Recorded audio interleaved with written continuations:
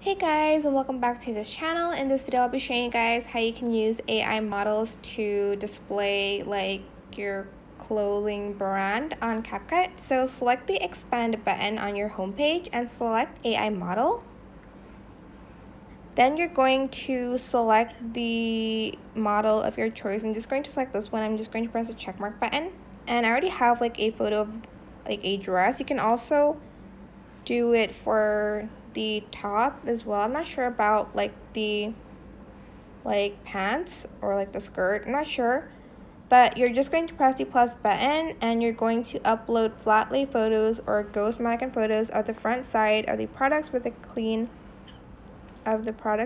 background. So press the plus button and add in the photo of your dress. I already have mine here. And you're also going to select the poses you want the model to do. So I'm just going to select this one and like maybe like this one. And I'm going to press generate. And it takes like a few seconds to generate, so just wait.